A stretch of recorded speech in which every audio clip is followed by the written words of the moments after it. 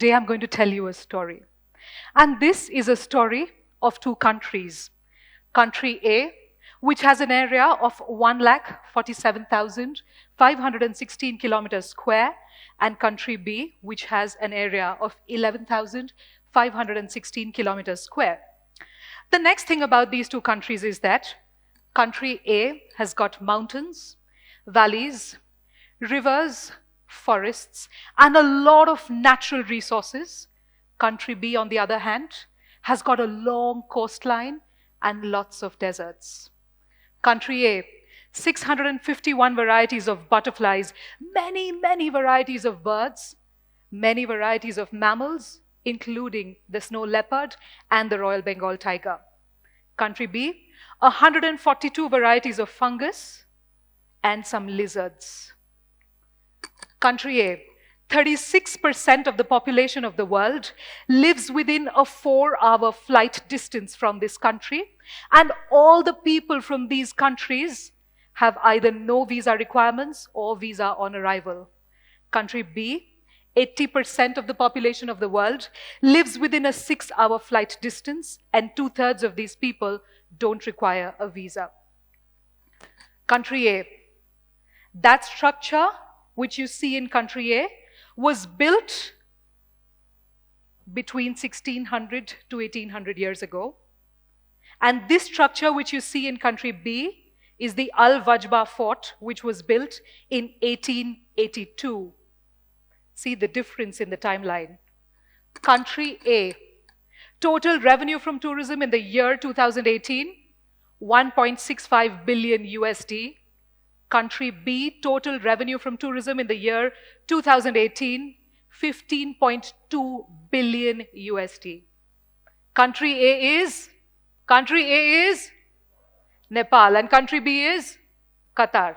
While I'm personally extremely impressed with what Qatar has achieved, in spite of all of its limitations, I also understand that they have very different budgets from what we do. But here is what I believe. If you think that the current scenario is a problem, let me tell you, every problem brings with it possibilities and potential. And today I'm here to tell you that in spite of the fact that our budgets may not be as high as Qatar, what people like you and me can do to support our governmental bodies, our tourism board, to take this forward, and how we can come to a point where we can bridge the gap and where we can make a difference in our tourism revenue. I believe this is possible because we're living in a time when Uber owns no taxis, yet sells the most number of rides. Airbnb has no hotels, yet has the most number of nights booked. And a person like me, with no money, with one camera and one tripod, went to Patan one morning, made a video that was watched by over 5 million people accumulated. And if I can do that with no budget, no resources, and just my creativity and hard work, we can do it as well. But you must be thinking here, isn't she Mansi Agarwal, the girl who made that one video? Fine, the video went viral. What's the big deal? What does she even know about tourism? Why is she going to tell us about tourism? Let me tell you honestly exactly what I know about tourism in Nepal. And this is the answer. Nothing. I know nothing about tourism. I'm definitely not from this field at all. I still get my mom to book my tickets if I have to go somewhere. But here is what I do know. I know about branding. I know about marketing. I've worked in these fields for 4 years. I know about content creation and social media. I know how these work. I know about communications, haven't been a trainer for a very long time. I know about research and the power of writing and how to write. And I know that this research always holds me in good stead. Let me tell you about this. Currently, I'm working a lot on creating content on Nepal. And a few weeks ago, I was studying about the Lichavis that you studied in your history books. I studied without even having the pressure of appearing for my SLCs, whereas you were doing it because somebody was holding a gun at your head, right? I studied on these and I went to Changunarayan. I went there, the guard wasn't allowing us in because there's some restoration work happening there. I said, Dai, and I made a Maya Lagdo face. I said, Dai, please let me enter. त्यहाँ भित्र एउटा राम्रो inscription भएको pillar छ, एउटा photo चाहियो, म आइहाल्छु. because he knew how passionate I was, because he understood that I had done my homework, that Dai's heart melted and he allowed me in. And I got my shot. But this is what's most important. I know about content, I know about research, I know about writing, but most importantly, I know about the power of storytelling and what stories can do. And how is that related to tourism? Why are stories related to tourism? I'm going to tell you right now with a story. This, everyone recognizes this, right? The Eiffel Tower. A few years ago, one of my cousins had just visited Paris and he came back. He went on a business trip. He came back. I called him to ask how it was. He said, my trip was amazing. I loved it. But you know what? And this he said with an air of pride. I didn't look at the Eiffel Tower. Why didn't you look at the Eiffel Tower? You went to Paris. And it's difficult to miss the Eiffel Tower when you're in Paris. It's just visible all the time. He's like, no. Every time I knew I'll see it, I would just avert my eyes. I didn't want to look at the Eiffel Tower because you know what? This was a business trip. My wife wasn't there with me and I didn't want to see the Eiffel Tower without my wife with me because the Eiffel Tower is an icon of love. Yes, it is true. It is an icon of love. It is one of the most popular places in the world for people to propose marriage. But let me tell you why the Eiffel Tower was made.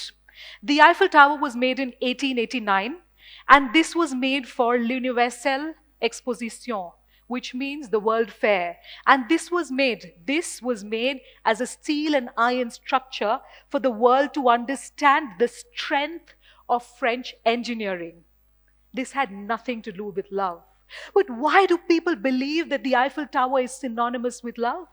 It's because the media and the stories that we've heard about the Eiffel Tower made us believe that, right?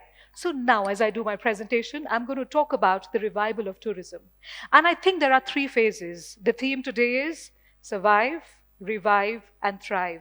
To survive in the short term, we have to focus on domestic tourists. To revive, we will have to look at our neighbors because no one from long-haul flights will be willing to come into Nepal right now. And finally, to thrive, to actually make Nepal reach its full potential, we are going to look at international tourists. But here's the part that you all can play, and let's get started on that. Let me ask everybody here a question, and the question is, we need a brand ambassador for tourism in Nepal. Now, I want all of you to think about who you would want the brand ambassador for Nepal to be. And give me names. Anybody? Think about sports people, anyone. Mansi Agrawal, great. I'm pretty much the self-proclaimed brand ambassador. No, anyone else? Names?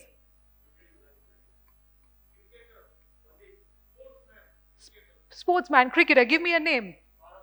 Paras Khadka, okay, anyone else? Any other names? Sandeep Lamichhane, absolutely. But here's the point. The moment you limit your brand ambassador to 1 or 2 or 5 people, they won't be able to capture the imagination of everyone out there. Cricketers might get interested because Sandeep Lamichhane is promoting the country, but maybe people who love football don't really care so much. What we have to do is this. You and me, each one of us, has to become a proactive brand ambassador if this country has to thrive. The government and Nepal Tourism Board are doing their job. I can see the work they do. They are actually basically doing the hardware. The authorities are going to do the hardware. They'll fix the infrastructure. They are working in the airports and we can see that. But it's your job, it's my job, it's each one of us. It's our job to take initiative and we have to be brand ambassadors. How exactly can we do that? Create curiosity. Create awareness. Let people know about the potential of this country. Together, the 3 crore of us have a lot broader reach than anyone else can. And it's our job to do this. And that's exactly why I made that video. I made that video after 13 years of telling my friends to visit, but they didn't. So for 13 years, I was already a self-proclaimed brand ambassador of this country. Here is what I want to say. You can be a primary brand ambassador. What is a primary brand ambassador? In the year 2013, I was in India, in Calcutta. One of my friends said, I'm going to take you to visit Rabindranath Tagore's house in Shantiniketan. Before I knew it, she bought me a 14 rupees ticket on a local train, put me on the local train with her, and off we went. This is a picture I put from that vacation on my Facebook page. Secondary brand ambassador. And that's what you want to do. You want to create a system wherein every guest who walks into your country then goes about telling everybody, listen, next time when you want to go for a vacation, don't think about anything else. Just visit Nepal. And that's what we have to do. Next, let's play a quick game for the next point. I'm going to say a few words. I'm going to read out a few words. And if you think these words relate with Nepal, you're going to raise your hands. Is that okay, everyone? Yes? Is that okay, everyone? Are we on? Yes?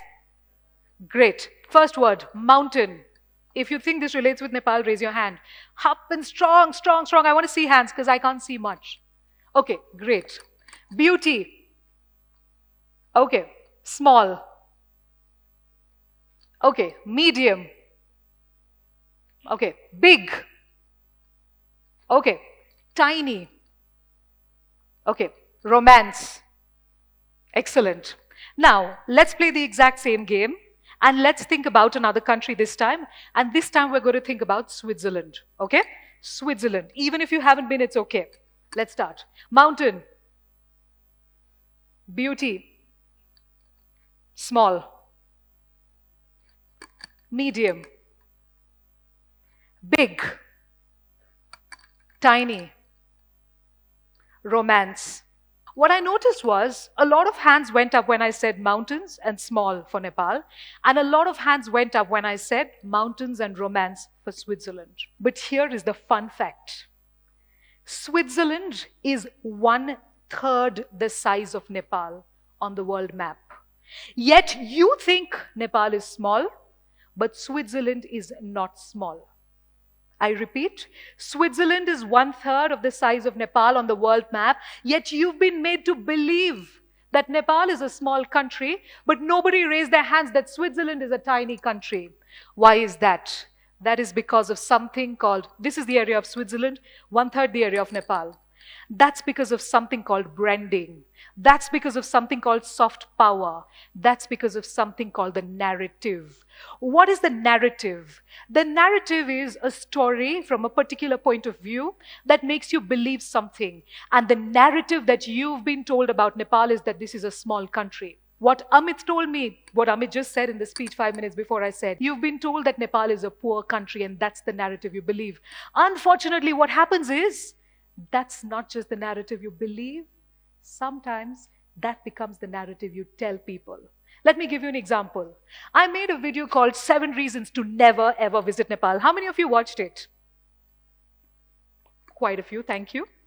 What if the video was called this? 7 Reasons to Please Visit My Small Country, Nepal. What would you feel? People might have watched it, but it would never go viral. And this would result in sympathy selling. What is sympathy selling? Oh, let's go to Nepal because no one else is going to Nepal. Let me just buy from that Momo Pasal because no one goes and buys there. When you show that you're small, when you show that you're not big enough, good enough, people might trust you once, they might buy from you once, they won't come back again and again. Because people have limited number of holidays, people have limited budgets, and they want to go to a place where they'll enjoy the most. Sympathy selling works once, doesn't work more than that. And we need to change the brand of Nepal into the world. As I talk about how we need to present this country, as I talk about how we need to brand this country in the world, we need to work strongly to change the words we use for this country in the world, both in our heads as well as to the world outside. So the next time you want to say Nepal is a small country, don't say small. It's a vibrant country. It's a large-hearted country. It's a pleasant country. It's a diverse country. Replace the words in your head. We're not small by any means. Nepal is 93rd in terms of size all over the world. And there are over 200 countries. If anything at all, we're a medium-sized country, right? Next, offer more. What do I mean by this? When I was growing up in India, I was a young kid in India.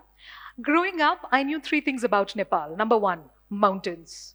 Number 2, cold. Number 3, Vai is better than Maggie. Correct? But this is not just my perception, this is the perception of many, many people. But here's the fun fact. There is a lot more to Nepal than just mountains. There are so many wonderful things in Nepal. There's the culture, there's the beauty. You have the tarai, you have the mammals, you have the animals, you have the butterflies. There's scope for every kind of tourism. But why do we just focus on the mountains? You see, the mountains are great. I love the mountains, but the point is the mountains are sometimes limiting. Number one, not everyone may love the mountains. I didn't love them so much before I came here. Number two, the mountains are not very inclusive. You can't go to the mountains throughout the year. Not everyone of every physical capability can go to the mountains. Trekking takes a lot of time. People may not have so much time, so much budget. So what we need to do is constructively look at creating more products, more things for tourism. I had a meeting recently at the Nepal Tourism Board, and I was extremely delighted to find that they're working hard day and night to come up with newer products, to come up with newer things to market about this country. Not everyone may be able to go to mountains because of health conditions. But they could hike. They could still see our temples. They could still see our culture. They could still enjoy the shopping. They could still see the clubs in Nepal. Why are we limiting? So the next time somebody tells you to talk about mountains, but say two more fun things about Nepal. Talk about something else that this country offers. Why just mountains? And on social media, because that's where the world is today. I did a quick research, and these are the hashtags that are most commonly used for Nepal. Nepal, Nepali, Kathmandu, visit Nepal, Himalayas, explore Nepal, Pokhara, Nepal is beautiful, travel Nepal, nature, mountains, Nepal now, discover Nepal, Nepalese, Nepal travel, wow, Nepal trekking. But where's Nepali food? Where is Janakpur? Where's Chitwan? Where's Lumbini? Where is Nepal, land of butterflies? Where is Nepal, land of birds? Where is Nepal, land of culture? Where is Nepal for wildlife? Where is Swambhunath? Where is Pashupatinath? Why aren't we popularizing these hashtags? These hashtags might seem irrelevant and insignificant, but I can see that in this room, I see so many people in the digital space. You understand the importance of the words and the hashtags we use. Why don't we popularize these? Maybe together we can do this as well. Next, hyper-local content for survival. Remember we spoke about how in this initial phase, for the next few months, maybe a year, we have to focus on domestic tourism. How exactly do you do that? What is domestic tourism? Is sending people to Chitwan and Pokhara domestic tourism? Absolutely not. We're not going to be decentralizing. We need to create hyper-local content. What does that mean? I made this video, 7 Reasons to Never Ever Visit Nepal. It had a reach of 5.6 million people. It was shared around 19,000 times. I made another video, Hidden Gems of Kirtipur. This had a reach of 87,000 people, and it was shared only 411 times. As a content creator, I should be upset. I should be really sad right now. Oh my God, this video didn't do well at all. Let me tell you what happened as a result of this video. So many of my friends got in touch with me and told me, you know what, Mansi? We never knew anything about Kirtipur. I live in the Kathmandu Valley, but I didn't know how beautiful it was. I only knew about one restaurant in Kirtipur, and apart from that, nothing at all. But you know what? After your video, I came to know about the Bagh Bhairav temple, where the weapons that were used by the Kirtipurians in the Shah battles are still hanging on the topmost tier. I came to know about this bell, which hangs at Uma Maheshwar temple, which has been coming all the way from UK. It's made by Gillett and Johnston founders in the UK in 1895. These are amazing facts that people in Kathmandu Valley don't know as well. But this is how we can create hyper-local tourism. Create content which caters to a specific small area so that more domestic tourists get excited and go there. How do you do it? Talk. Share pictures, share phone numbers, talk about restaurants, talk about all of these things so that your friends are aware of this. And it is going to help for the industry to survive, which is the most important thing right now. Next. Get sensitized. This is a really strange thing. After my video came out, I got messages like this. Thank you for reminding us of the beauty of Nepal. Thank you for showing me how beautiful my country is. Thank you for depicting it as a paradise. You make me feel how lucky I am to be here. I didn't realize those things about Nepal. That's true. So many of you have grown up with a beautiful mountain outside your window. You don't even realize how beautiful it is. If you grew up, let's say, in Patan or in Bhaktapur or maybe in Basantapur, you've seen hittis all your life. You've seen parties all your life. As an outsider, I was like, wow, these things are beautiful. Y'all have become desensitized to it. I understand that. Get sensitized. Think about what it is about your culture, about all the beautiful architecture, the nature of this country that other people might like. Talk about it, share about it. This is a photograph from the Cherry Blossom Festival of Japan. It's a simple tree, it blossoms. They have made a festival out of it and they're making tons and tons of money on it.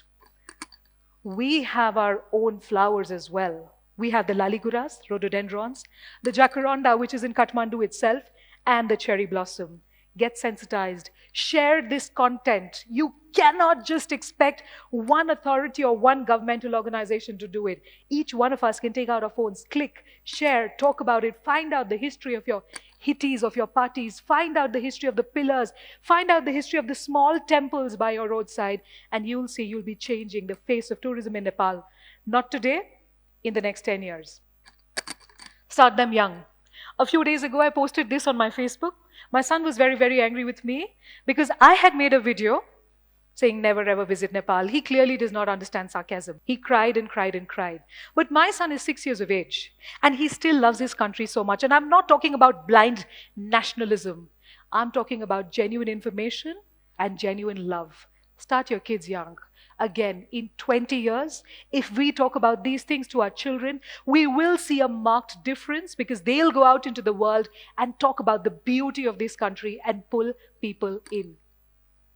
And finally, this is for non-tourism. Every time you're actually selling a product from Nepal, write on it, made proudly at 5,200 feet or whatever it is in Nepal. Share the stories of the people. If you're a service provider and you're writing emails to people all the time, at the bottom have a QR code or maybe have a link. Send them to your website where you share the stories of the real people who made all of this possible. Don't let people look at Nepal as a poor country or a developing country. Let people look at Nepal as a country of energy, a country of possibility, a country of potential. Make your packaging great. I'm extremely proud to see that both the Yarsa Gumba whiskey that Amit spoke about as well as the Makuse have great global packaging. However, they have a Nepali feel. That's why we say make your packaging local. People still care a lot about what that looks like. And finally, share positive stories of Nepal. Don't just share stories of saviorism, of people who did good by coming and helping people in Nepal. Share real stories of real local heroes in all fields. In Bangladesh, because Dr. Yunus did such a great thing with the banking sector, people have started trusting and looking upon that country with respect. Let's share the stories of the Dr. Ruits and the Dr. Mahabir Puns of the world. Let's let people know that Nepal is not just a tourism-based country. Let them think about this as a front runner in science, in technology as well. I see so many of you here who are going to tomorrow go ahead and be influential people in the world. Share stories, share your stories, let people know what Nepal is capable of. And please remember, alone, we can do so little. Together, we can do so much. Let's all join hands together. Let's all vow that we are going to be tourism brand ambassadors and get people back into this country because truly we need this sector to thrive if the country has to reach its highest potential. I have great faith. Do you? Thank you.